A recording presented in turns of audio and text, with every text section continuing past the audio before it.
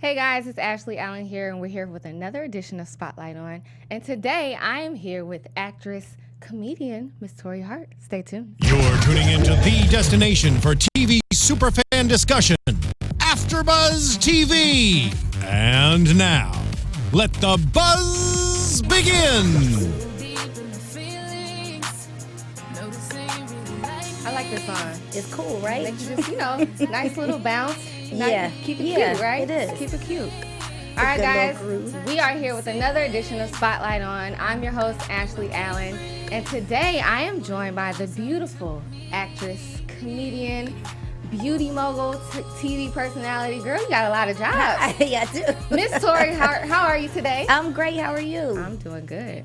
Good. Happy to have you in studio. Thanks for having me. And I must say that your skin is looking great. You're glowing, girl. Oh, what? Okay, girl. I That like ain't nothing it. but some bronzer, girl. Hey, That's a good old bronzer. Whatever works, we'll take it, right? Yeah.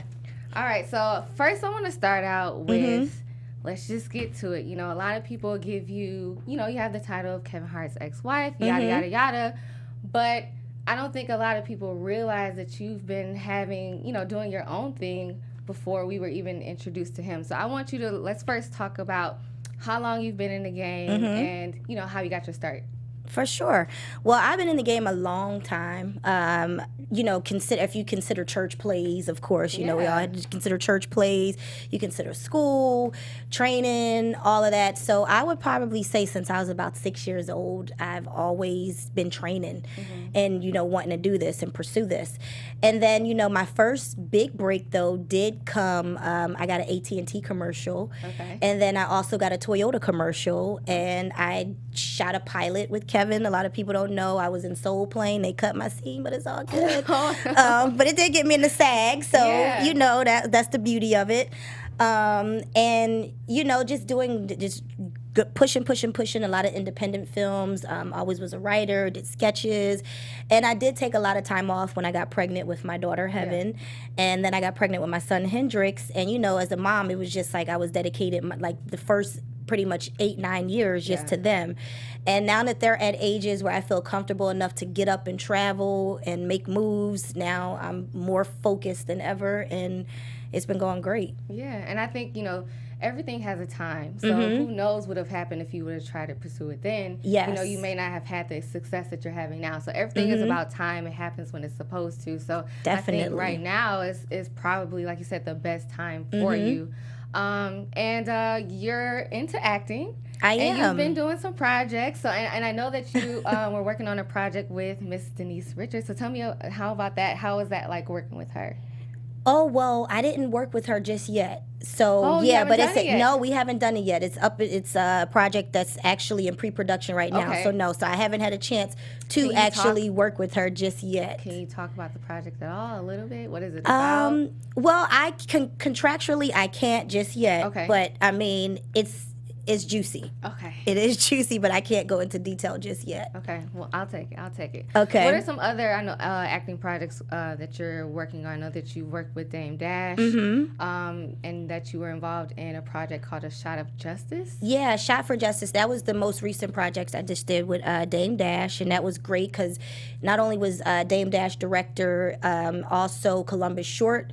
And, he's a phenomenal actor. So to be able to, act opposite him and the intensity that he brings. Yeah. Also, Claudia Jordan was in it. And, she's a great actress. And there's a few big names in it. And it was actually, I'm playing a hooker in the film. What? Which, but you know what? I love roles like that are so not me because it's fun. It's like you got to go and research. And you do things that you normally wouldn't do. Like I was on camera twerking and driving it like it's hot and seducing. And, I don't even really twerk. I don't even know how to dance. But the day of the shoot, I was on YouTube looking like, how do I learn how to twerk? So, the funny thing is I learned how to twerk and I got there and did it on set. And everybody was like, girl, you killing it. I was like, thank you, YouTube. So It was fun. It was a fun role to play. Yeah, and I'm sure that that's important to you. Is, you know, because you are a comedian, I'm sure when it comes to acting, you want to find different roles that fit different pieces of your personality, different things that you, like you said, that you're not, and you get to explore and really live in those characters. Definitely. It was so fun. I mean, it's fun when you get to play and just be something different, you know? So I guess that's why I love acting. Okay. So besides this role that of a hooker, if you could have a dream role right now, what's a character, fictional or real, that you would want to play? Wow. Wow, I mean, I would just really want to play like an action hero. I was in the military. I'm a veteran. Okay. So, you know, I've always had this love for, you know, action, and I've, you know, shot guns and shot grenades and AT-4s and jumped out of planes and different things like that. So I love action and adventure. Okay. So if I could be a badass action star, then that's me all day long. But then again, I love just the simple roles of just, you know, being a mom in a sitcom. That's also a dream of mine, and I've been putting it out there. Sam Jackson, I want you to play in it with me. You know, I know you're a big movie star, but come on, bro. You can come and hang with me on a sitcom. Let's do it. That would be dope. Yeah. I would love to see him on TV every week. I mean, he's amazing. He's my favorite actor. Yeah. So, you know, like, I had a chance to meet Sam before, too. And when I tell you, I'm so glad that he didn't kick me out his trailer, because I made him take like 20 pictures. And I did. And I was just like, Sam, I'm your biggest fan. And he's like, no, my biggest fan was like 500 pounds. And I was just like, but you know what I mean. But, you know, it was just such a pleasure to just hang out with him and learn from him. And, you know, just glad he didn't kick me out. Yeah. Yeah. So, I mean, when you are around, you know, actors of that caliber, what do you do? Do you pick their brain? Like, what do you do to try to, you know, soak up as much game as you can? You know what? I'm a little mad at myself, because when I first met him, it was almost like 10 years ago, and I was so in awe. Yeah. You know, that I was just like, you know, because my girlfriend was one of the hairdressers on the film. This was Coach Carter, the set of Coach Carter. Okay. And she was one of the hairdressers. And, you know, she's like, girl, get down here. I told Sam all about you. He's going to allow you to, you know, to come hang out with him for a little bit. And I was just like, what? You know, so I was just so hyped just to even meet the man, you know, because I have another funny story. This is when, like, way back, I was probably like 17. I didn't know about Madame Tussauds Museum. And so Sam had a statue. And I was in New York, and I didn't realize it was a statue. So I'm way across the street, and the statue was like outside there. I guess they had him out on the curb. And I was like, oh my God, it's Sam Jackson. Oh my God. Like, when I tell you, I ran across the street and tried to, like, I almost got hit by a car. And then when I got, I was like, oh my God, man. This is not. It's a stat, and that was when I was first exposed to Madame Tussauds Museum. Yeah. You know, so yeah. Oh, dreams crushed. Yeah, dreams crushed. But years later, I did get to meet him, and I will tell you, I have another. Cat Williams is a mentor of mine, and I just opened up for him at the Microsoft Theater in LA. Nice. And so when I get around him, as far as comedy goes, like, I soak up everything I can from him. Like, just watching him makes me in awe, because he leaves everything on the stage. You know, his movement, you know, how he turns into animals, and you know, you could just tell he's like a cheetah. He goes from a cheetah to a horse to like, just everything he does. I'm like, that's how I want to be on the stage, you know. And I'm not at that level yet, but watching him and getting game from him, I know one day I will be. But you know, it doesn't even matter, because you have a front row seat to your goals and your dreams. So you're sitting right there, and you're doing it. You know what I mean? You're already doing it. Yeah. So when it comes to comedy, I mean, we all have that funny uncle or that funny cousin. But, you know, when you get on stage, it's totally different. So different. So I'm sure you've had an uh-oh moment or a bombing moment on the stage. What is that like? What is it like to be on a stage in front of people, making them laugh? Well, here's the funny thing. Girl, I used to be all around town bombing, and I didn't know. You know, I was like, what is wrong with these people? I'm funny. You know, so I had to humble myself. And, you know, and also it was a time where I was going through my divorce. So the energy behind my comedy was a little, you know, it was a little bitter. It wasn't, you know, I wasn't in a happy place, because I was going through a divorce, of course. But now that I am in such a great place and the energy is excellent, like, you know, now it's like I can say one little thing and people are like, you know, they're dying, you know. So So I would have to say seeing people happy, seeing them laugh, bringing joy to people in live interacting in a show like that is like an amazing feeling. Yeah. I told Kat after, performing with him at the Microsoft, I was like, I need this feeling every weekend, because that was the biggest, it was 8,000 people, and it was like, roar, just to hear that. So I was like, I need this. Like, I love it. I want it, So he just was telling me, you put the hard work in and you'll be here too one day. So yeah, it's a great feeling. And laughter is the best medicine. I think. It really is. You be surprised how much just cracking a simple joke or making someone laugh can really change their day. Yeah. And really can, I think in some aspects, really change their life. Because people really, really need that, especially in today's time. There's so much crap going on, and I'm not even going to get into, our president and stuff Trump. like that. But, sometimes we just need that laughter and that fun. So I'm sure it's fun for you. Do you ever feel the pressure? What are the pressures of being a comedian? Do you find yourself, let me rephrase that. Do you ever find yourself having to be politically correct? Because I think a lot of people are a little bit sensitive nowadays with certain jokes. Are. It's so sad. It's like, I just recently did a joke on an interview, as a matter of fact, about side chicks. And, and everybody started coming at, I'm like, dude, I said, listen, it's a joke. Are you kidding me? Like, are you this? And I said, and even if that is my view, which I still stand by it, because there are religions, that allow you to have 2 and 3 wives, that's a side chick, if you want to think about it. It's like, why are you so up in arms about it? Like, it's just like, is it that serious that you're like, oh, we got a stoner? And, I'm like, it's an opinion. Just either deal with it or don't. Like, it's no reason to come after me, though. So how do you deal with that? When a situation like that happens, do you find yourself changing your material? Or are you just like, whatever, I don't care? Honestly, in the past, I would have changed my material.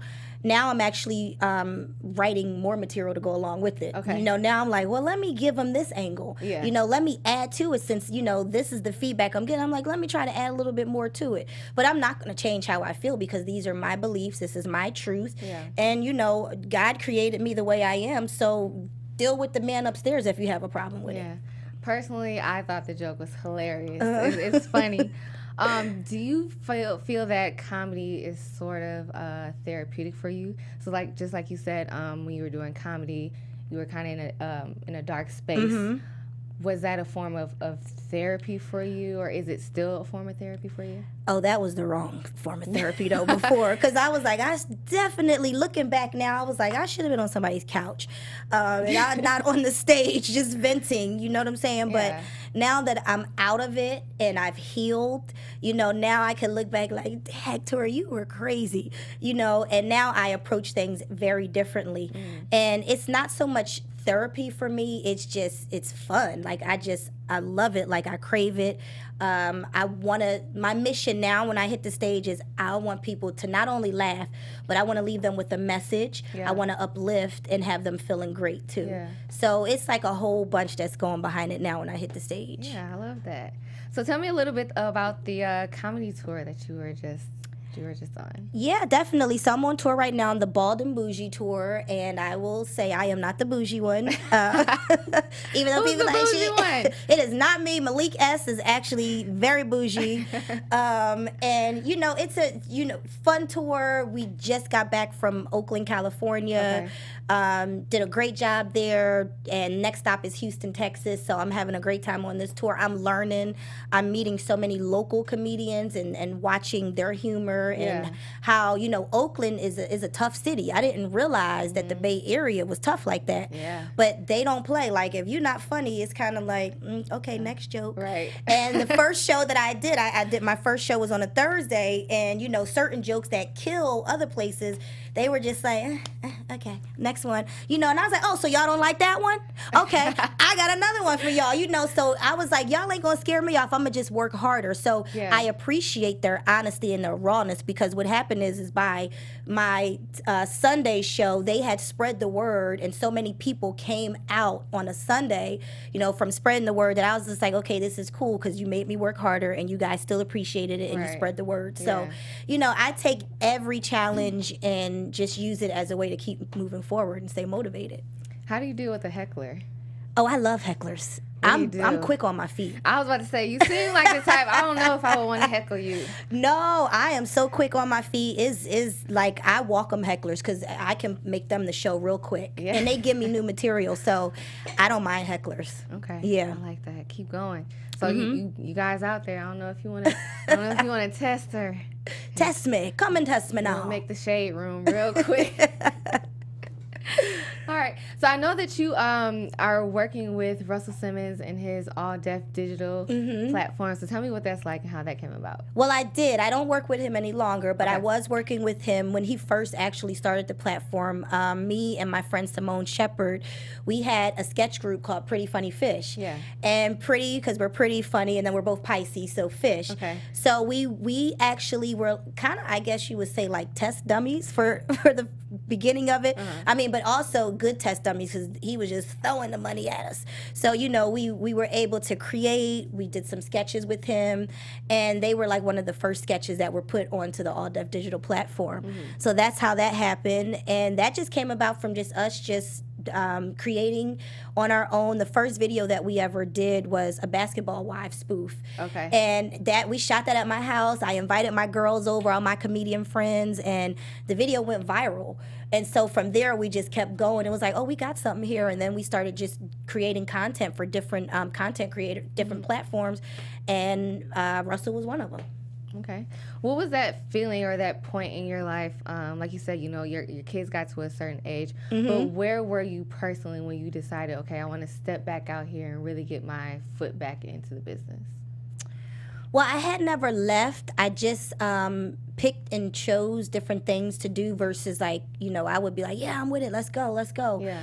You know, but I would have to say going full force and full throttle, just like going super, super hard this year, January. Okay. Just really saying, you know what, I had to talk with the creator and I was like, God, you know, you put me in these positions and I'm ready to take on anything. Anybody, it does not matter. So January, I mean, even with, you know, with going on the road, because I had been turning down so many road gigs because I was like, I don't want to leave my kids. Yeah. And my daughter, you know, being that both of her parents are gone, she's just like, well, Mom, you know, you can't take this job. I actually had turned down a job in Atlanta and in New York because she was like, I can't have both parents gone. You know, so that kind of like was like, okay, well, right now he's the bigger breadwinner, so he can do the road. I'll stay here with the kids. But then, you know, she came to me and was like, you have to follow your dreams too. So now that she has given me her blessings, it's a lot easier for me to take certain road gigs. Like I try to at least get on the road like twice a month. Okay. Not too much, you know, but twice a month is still good to where I'm still here during the week and then I can go out. Yeah. So how do you balance it? I mean, being a mom, doing, you know, your thing in the entertainment business, and then taking care of self. How do you balance all of that and still stay happy at the end of the day? Well, I have a great support system, honestly. You know, I co-parent very well with my ex-husband. That's priority. Yeah. Kids are priority. So that's just when we decided to make them priority, it worked out. You know, and then as far as like staying happy, it's a choice. You know, you have to choose every day to wake up and be happy, you know, because every day you're not going to feel happy. Yeah. But if you do your mantras, you do your affirmations, like I do have things that I do on the regular basis to get into a space. You know, you have to meditate, you have to pray, you have to say today's going to be a great day, look in the mirror and claim it. Yeah. You know, especially the days where it just doesn't come naturally easy. So that is some of the things that I do to stay happy. And I've been down at my lowest. I don't never want to reach rock bottom again. So I do everything that I have to do to stay happy. Yeah. What is a word or a tip that you could spread to someone who may be in a low point in their life and really just needs that uplifting? What is something that you could share with them that you do or that you could advise that they do? Well, I would just have to say, just know that it's not permanent. Yeah. You're in that space for a reason. Figure out what you did, because it's not always, you know, somebody else's fault. You know, take responsibility. Once you own how you got there, then you can start moving forward. And then it's a choice. You have to really tell yourself, you know what, no matter how bad I'm feeling or where I'm at, I know I can get out of this place. There's so many people who went through hardships and have made it and have overcome, you know, and I see so many success stories all the time. So I'm like, you know, if this person can get out of it and get through it, then why can't I? It's a choice. You know, if you choose to stay in the dumps and be like, you know, woe is me, I'm gonna stay like this all day, then nothing positive is going to happen. Right. And it's the energy you surround yourself with too. So if you're feeling like somebody always around you that's bringing that negative energy, you might want to get rid of them out of your circle. Absolutely. That includes family sometimes. That's most of the time it is family. I mean, they're the ones because they're the closest to you, and they think because they're their family, you know, like, oh, you got to deal with me, but no, you don't. No. And it doesn't have to be a permanent removal of some people. It's just right now I don't need this in my life, so I'm gonna, let you step to the side for a little bit and get myself together. Hopefully you do, and we'll reconvene when the time is right. Yep. You know? And if they recognize, you know, eventually they'll see like, wait, they're treating me a little different, or, you know, I got to get myself together. I tell you, I've done it with several people in my life, and now when they come around me, it's like they come with fireworks and, you know, it's be like, you know, violins playing, because they get it now. And they're like, we can't come around Torrei with this type of energy. So it actually, you know, and they've even said thank you because it's helped me. So I think it's self-love. Self first. That's awesome. How do you protect your kids? You know, in the day and age, I'm sure they're old enough now where they have access to social media and stuff like that. How do you protect them from, you know, some of the negative things that they may see people say about you and Keven online? How do you protect them and keep them, you know, focused on what's right, what's wrong, what's true, what's false? Honesty. I tell them everything. There is no secrets. Because they're going to find out anyway. And so, you know, I have a very open relationship with my daughter, and she gets on my nerves sometimes. And I tell her, you know, that's how honest I am with her. Like, I don't like you today, little girl. And she's like, well, I love you, but I don't like you today. You know, so it's just very, very honest. You know, my son, he's still at an age where it's all about, you know, Minecraft and video games and stuff. But my daughter has an Instagram. She has a Snapchat. Because she's, what, 13? Yeah, she's 13. Okay. And we waited till she was 13 to get an Instagram. You know, but now that she sees it, and, you know, but she got little fast girlfriends, you know, that'd be like, girl, did you see this? You know, and so she's like, Mom, you know, and I'm like, okay, so let me tell you. You know, so I'm very open with her, and she appreciates that. And, you know, so she comes and talks to me about everything, and I do think that comes from just being open and honest versus trying to hide things and sugarcoat it. Yeah, definitely. Do your kids have any aspirations into getting into business? Yes, they do. My daughter, she's already writing. She is funny, on the way to school she has her laptop out and she's like, okay. And, you know, she's typing and she's just like, yeah, that's part of the story. You know, so she's already writing. She wants to be a comedic actress.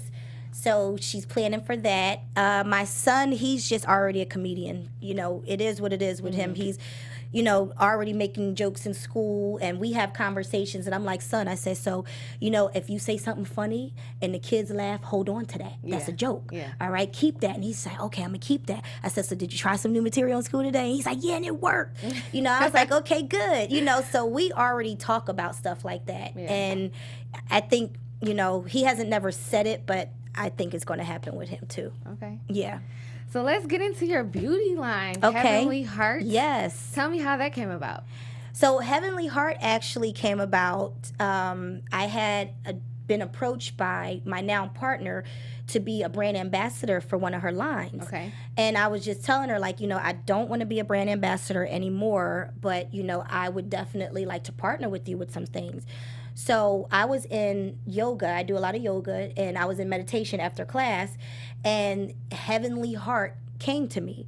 So I called her up, and I was like, I got the line. Let's call it Heavenly Heart Hair. It's named after my daughter, and it's hair from heaven for the heart. Okay. You know, so the whole play on my daughter's name, my last name, and being that, you know, hair care is something that I wanted to get into. Yeah. And so that's just how it came about, just being in meditation. Okay. Yeah. Are your kids involved in the Heavenly Heart at all? Sort of, kind of. I'm sure maybe your daughter. Well, when she turns 18, I do want to gift it to her. So whether she wants to run it or not, You know, I don't know. But, you know, she knows it's named after her. She knows we have the little heart angels that we call them, the girls who are like the ambassadors who help with the product. Yeah. You know, but she's not really into it as much. Okay. You know, but she definitely knows it's been inspired by her. Yeah. All right. And then tell me, what are some of the products? I know you have, is it like a scalp conditioning type of? What are all the different products? Okay, so I have a shampoo and conditioner, of course. I also have a medicated scalp therapy spray. Yes, I have a hair growth serum. I have a cream souffle, which is like for curls and, you know, extra moisturizer. Then I have a moisturizing conditioner.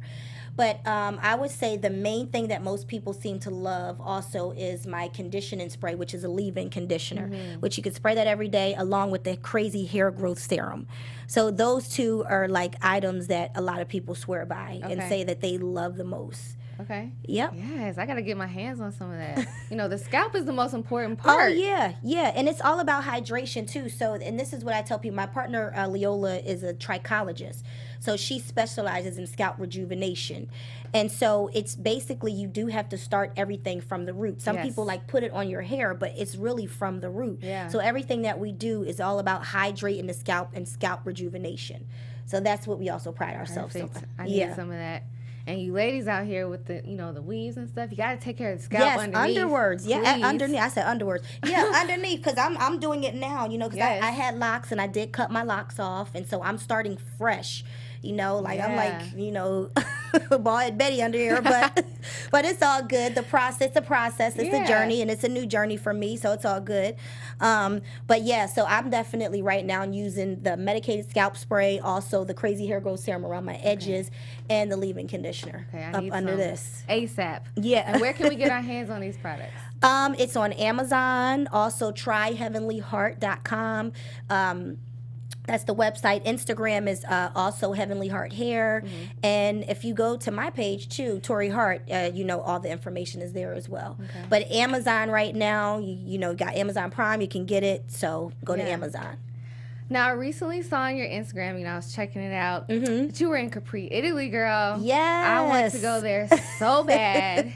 Tell me, what was your experience like? Like, what's some travel tips or something that I need to know when I eventually make my trip there? I would say Capri was amazing, number one. Number two, just be open. Be open for any possibility to happen. You know, because like I was saying earlier, you know, I was at the gym the day before and got a phone call. Me and my girlfriend working out. She got a phone call from one of her girlfriends and was like, 2 of my friends can't make it. So, guys, if you can get a plane ticket, hop on a plane. I got everything covered, you know. So I was like, cool. Kev, I need you to get the kids. I'm going to Italy. You know, I need you to do this. Literally the next day, I was on a flight. I did not play. You know, I didn't have anything scheduled for those next 7 days, so it was perfect for me, you know, and I just went with it. You know, sometimes we get these opportunities and we say we want the opportunities, and then we're like, oh, it's too last minute. But it's like, no, if you've been saving, you have money in your bank account, and you have this opportunity, take it. So I took the opportunity, number one, just to get on the plane and go. Then when we got over there, we met some amazing people. Like, I mean, it was just crazy. Like, I was like, wait, am I in a dream? Because, you know, we got to Positano. I stayed in Positano. Then we took a boat to Capri. It was a private yacht, right? Yeah. We missed the yacht coming back. So the guy was like, you know, you guys, we have to leave out of here at this time. And of course, we missed it. We're black, whatever. We were late. Real talk. And it was the best thing that ever could have happened because we ended up meeting. There's this hotel, this big luxurious hotel on the island of Capri. We end up meeting the owner's best friend. Okay. So the owner's best friend is just like, you know, he sees these girls, you know, it's 2 black girls, an Asian girl, like, where are y'all from? You know, we start telling him where we're from, what we do. He's like, what? So when he found out who we were, it's just like, he just rolled out the red carpet. He's like, here, this is from the chef and wine and this and that. And then the next day, you know, we stay at the hotel, stay on the island. And then the next day, we had such a great time with the guy. You know, he's like, I want you to meet my best friend. Now, we didn't know his best friend was the owner of like one of the most luxurious, I mean, he has a luxurious chain of hotels. Okay. You know, one is the most expensive one on the island of Capri. Then in Rome, too, you know, and he has these restaurants that are 5-star restaurants. So we meet him, and he's just like, you guys should stay one more day on the island. And we're like, no, we got to get a ferry back today. Yeah. I was like, we have no clothes. I mean, because we had left all our clothes in Positano, so we had no clothes. And, he's like, just go shopping. So we end up going shopping, and he's like, you guys can stay in one of my suites at the hotel. Now, mind you, these suites are like a lot of money a night. Yeah. We end up staying in one of the most amazing suites in the hotel, get treated to dinner, and, kept the contacts and just made sure we were just open, and it was just like, sometimes you could go to a foreign country and be like, oh, I don't know these people, what is going on? Yeah. But they were just so friendly and so welcoming and just made sure we were okay. And then when we got to Rome, after leaving the coast, got to Rome, he set us up at one of his other restaurants, and we had dinner right across from the Colosseum. Oh so, gosh. View of the Colosseum, I know, and this was all just from saying, you know what?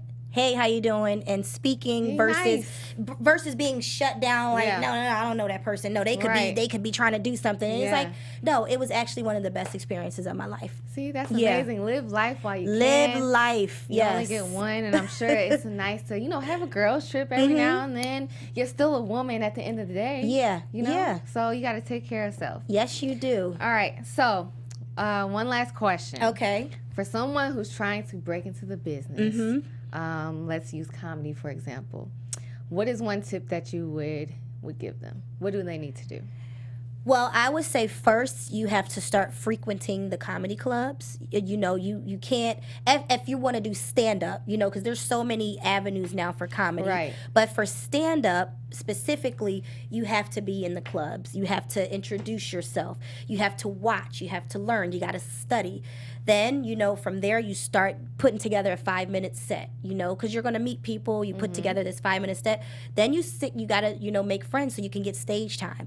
It's not easy getting stage time in Los Angeles, New York. Like, these are like places where comedy is, it's happening every single day. So you have to build these relationships and be funny. Don't overdo it. Don't, it's some people who always on. It's like, no, because you're still a person. Exactly. Comedy is your job. Yeah. You don't have to be on every 2 seconds like, oh, so what did you say? You're like, I don't like people like that. Yeah. Like, just relax. Yeah. So, when it's time to be on, but also know how to pull it back. Because a lot of, the vets, they're like, I can't roll this person. They always on. Yeah. So I would say that if you want to go the internet route, you got to put out content every single day when you're just starting. Be funny, talk about current events, what's happening, and be true to yourself. If you do characters, if you talk topical stuff, just be true to you, and your fan base will start to come. But don't ever alter or change, and don't steal jokes. Yes, all right? Because we please. know if you stole it. Like, it's like, don't steal jokes. Just be original. Yeah. And you're not going to start off funny right away. It takes time. So, enjoy that journey. And if you really want it, then you'll stick with it. Yeah. If it's not what you really want to do, then you'll quit. And it's not going to happen overnight. Nothing good ever really happens overnight. No, easy come, easy go. Yeah. So, well, I love it. Do you think it's harder as a woman comedian? Do you think that's still a thing right now? I do. Society? It's still a boys' club, Okay. for sure. I won't lie. I mean, it's been easier for me, but it's also been harder for me because of who I'm associated with. I get more scrutiny. I get more eyes where they're judging. The good thing is that I did make a lot of relationships, so I do have those relationships. But, it is still a challenge because the comparisons. So I would have to say it's a gift and a curse. Yeah. But hey, that's my journey. That's my walk. I didn't know this was going to be my life, and I'm still with it. I'm still doing it.